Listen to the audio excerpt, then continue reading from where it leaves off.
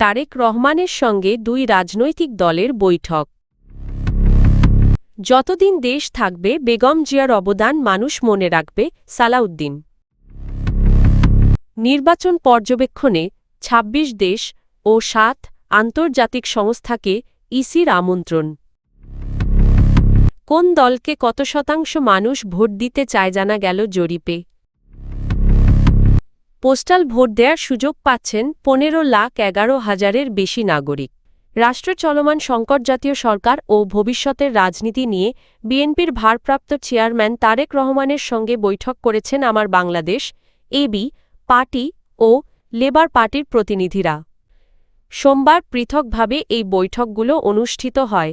বৈঠক শেষে এবি পার্টির চেয়ারম্যান মুজিবুর রহমান মঞ্জু জানান, রাষ্ট্রের সংকট, ভবিষ্যৎ রাজনীতি ও জাতীয় ঐক্য নিয়ে আলোচনা হয়েছে।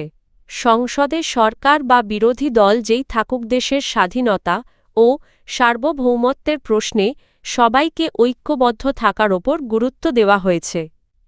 এবি পার্টির সাধারণ সম্পাদক ব্যারিস্টার আসাদুজ্জামান ফুয়াদ বলেন, রাষ্ট্র কাঠামো, বেকারত্ব, রাজধানীর ওপর চাপ কমানো এবং নীতি নির্ভর রাজনৈতিক সংস্কৃতি প্রতিষ্ঠা নিয়ে আলোচনা হয়েছে। তিনি জানান, মর্যাদাভিত্তিক পররাষ্ট্রনীতি নিয়েও মতবিনিময় হয়েছে। এদিকে লেবার পার্টির চেয়ারম্যান ডা.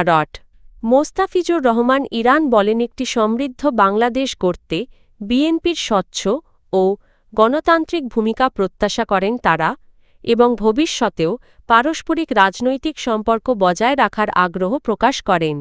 বিএনপির স্থায়ী কমিটির সদস্য সালাউদ্দিন আহমদ বলেছেন, যতদিন দেশ থাকবে বেগম খালেদা জিয়ার অবদান মানুষ স্মরণ করবে। তার শোককে শক্তিতে রূপান্তর করে তা শুধু নির্বাচনে নয়, দেশ ও জাতি গঠনে কাজে লাগাতে হবে। সোমবার চকরিয়ায় দোয়া মাহফিলে তিনি বলেন, খালেদা জিয়া সারা জীবন গণতন্ত্র ও মানুষের অধিকারের জন্য সংগ্রাম করেছেন। ব্যক্তিগত ত্যাগের বিনিময়ে তিনি দেশের মানুষের ভালোবাসা পেয়েছেন, যার প্রমাণ তার বিশাল জানাজা। আসন্ন ত্রয়োদশ জাতীয় সংসদ নির্বাচন ও গণভোট পর্যবেক্ষণে নির্বাচন কমিশন ২৬টি দেশ ও ৭টি আন্তর্জাতিক সংস্থাকে আমন্ত্রণ জানিয়েছে। এতে মোট ৮৩ জন পর্যবেক্ষক আসতে পারেন। আমন্ত্রিত দেশগুলোর মধ্যে রয়েছে ভারত, পাকিস্তান, জাপান, যুক্তরাষ্ট্রের মিত্র দেশগুলো সহ এশিয়া, ইউরোপ ও আফ্রিকার বিভিন্ন রাষ্ট্র। আন্তর্জাতিক সংস্থার মধ্যে আছে সার্ক, কমনওয়েলথ ও ICANFREL ও ওয়েব। ইসি আমন্ত্রিতদের যাতায়াত ব্যতীত সব খরচ বহন করবে। নির্বাচন অনুষ্ঠিত হবে আগামী ১২ ফেব্রুয়ারি।